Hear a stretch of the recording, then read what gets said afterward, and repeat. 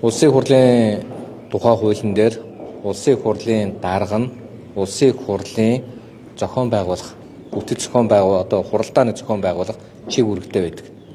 Тэгэхээр өмнө Мегомбын их хол даргыг одоо огцруулах гэдээсэн үндслэл дээр тухайн үед ямар үндслэл гаргаж ирсэн бэ гэвэл нийт их хурлын гишүүдийн 50-аас дээш хувь нь одоо хуралдаанаа даргалуулах хүсэхгүй байна гэж хэлээд тэр хуралдааны даргалах хүсэлгүй байгаа юм бол яах ёстой?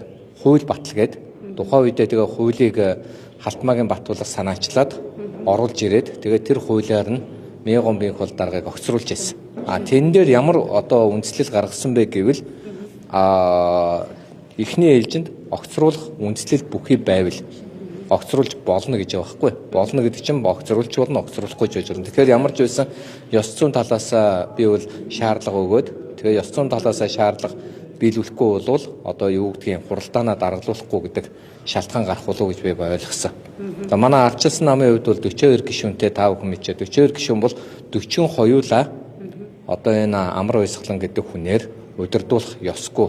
Энэ хүн шалгуулсны дараа л удирдуулъя гэдэг улс төрийн болон намын бүлгийн шийдвэр гарсан байгаа. Тэгэхээр 42 дээр нэмэх нь гэж явж болох бах гэж би харж байна. Энгийн хүн за хэрэгт холбогдсон хэсгээ ингээд цагдаа дээр очиж шалгуулах те шүүхээр орох. Бүрийн эрхтэйгээ байгаа тохиолдолд шалгах юм боломжтой юм уу боломжгүй? Гэхдээ яг уу ер нь та бүхэн мэдж байгаа шүү дээ. Одоо энэ ардын намын зарим нэг хүмүүс ингээд асуудлыг айгүй тийм буруу тайлбарлаад их шиг байна л да. Жишээ нь амар өсгөлөө өөрөө бас буруу яриад байгаа байхгүй. Хинч тэр хүнийг онц хүнд гэмтэр тэр дундаа хүн амны хэрэг гүтгээгүй тийм хэрэг хийсэн гэж хэлээгүй. Харин юу хэлсэн бэ гэвэл за хилээр 30 сая доллар орж ирсэн. Тэрийг авилгалд өгсөө. Энэ авилгалыг яг өгч гардж исэн хүн нь одоо нүүрсний сонсгол дээр гэрчээр оролцох байсан, оролцож чадаагүй. Дахиад нэг гэрч байгаа тэрийг хамгаалтанд аваач гэсэн ийм л зүйл ярьлаа гэж би ойлгосон.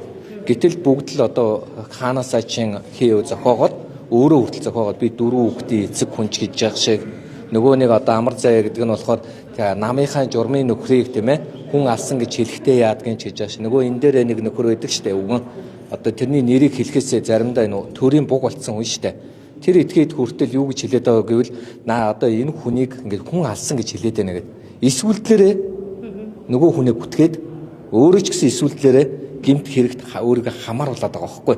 Тэгэхээр нэгэнт ингэж эргэлзээг өөрт нь ч эргэлзээ байдаг өрөөлт ч одоо ийм эргэлзээ төрөөд байгаа юм бол зүгээр сайхан шалгуулаад үннээ тогтоолгуулах хэрэгтэй. Зүгээр ер нь бол улсын хуралд 20 орчим их хурлын гишүүнийг эргүүлэн татахаар улсын прокуророос нэр орж ирэх гэж байгаа талаар шуум дуулдаж байсан. Яагаад гэвэл 20-ыг авлаа гэж чинь цаана 100 гээд хангалттай их хурл бол үйл ажиллагаа болох боломжтой. Харамсалтай нь одоо ингээд яг тэр нөгөө процесс чинь явах гэхээр хэрэгт хамаарал бүхий зарим нэгэн этгээдүүд нь одоо энэ дуйлаа нэг далимдуулж хэрэгээ замхруулах үйл ажиллагаанууд хийгдээд байна уу гэж би харж байгаа.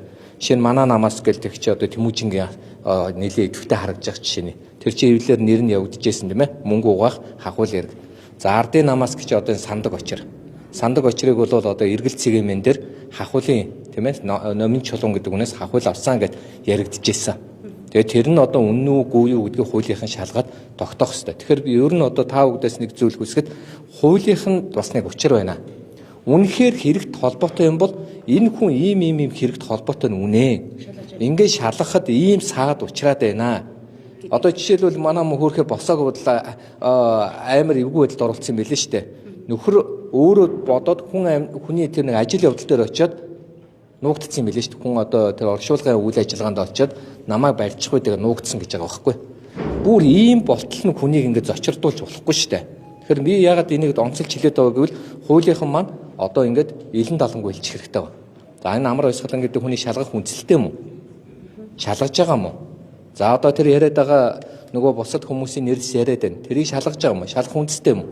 Манай одоо сүмийн газрыг одоо шалгаж байгаа юм уу? Шалгах үндэстэй юм гэхгүй эргэлт цэгийн одоо янз бүрийн сайтуудаар үнэн чим шиг, худлаач юм шиг ингээд талцуулаад, муудалцуулаад нөгөөдүүл нь айдсанд гинт автаад бүр хүний ажил явдал дээр хүртэл очиж тийм ээ амь авраачаа гэсэн маягтаа суугаад ингээд арчаагаа алдаад явж байгааг нь харахад өрөвдмөрч юм шиг санагдаад байна л та. Энэ нүүрсний эргийг юу яах вэ? Бид нар 3-4 жил ярьчлаа шүү дээ. Нэг баахан сонсголцсон, талбай дээр жагслаа, шийднэ л гэсэн. Одоо яг шийдсэн юм байгаа мó, үгүй мó? Үр дүн те хариуцлагыг. Гэхдээ тэгээд одоо энэ та нар мэдчихэд 20 оноос хойш бол энэ улс орон чи ер нь их замбрааг болчлоо шүү дээ.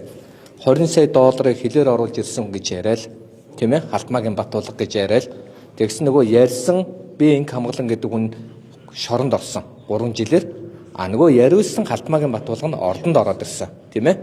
За одоо юу байдгийг нөгөө нүүрсний 17 хэрэг гэл одоо манай мо сэд дөржөөс эхлээл янз бүрийн хүмүүсийн нэр яригдал байсан. Тэгэл нөгөөдөл маань ордонд ороод амьдрал нь сайжраал тийм ээ авгаагаа солиол зарим нь одоо хотын дарга маргаас эхлээд тийм ээ жаргал явж байгаа шүү дээ. Тэгсэн ирнэ нөгөө юм шийдэгддэггүй. Тэгээ мөнгө ургадаггүй шүү дээ. Мөнгө ургадаггүй. Мөнгө ямар нэгэн байдлаар бодиттой байх хэрэгтэй, мөртэй байх хэрэгтэй. Тэгээд ард түмэн хараад үгүй эн чинь одоо юу гэдгийг тийм ээ онгоцоор нисдэг юм байна, авгаагаа сольдог юм байна. Одоо авилгалын мөнгө л байх гэж хардаад байдаг. Яг бодитойроо хаваад үзэхээр нөгөө хүн би гимгүй, би буруугүй л гэдэг. Тэгэхээр энд хуулийн байгууллага шийдвэр гаргах ёстой маа. Хуулийн байгууллага нэг шийдэх ёстой. Тэр утгаараа өнөөдөр хитрхи удажлаа гэж харагдаж байна.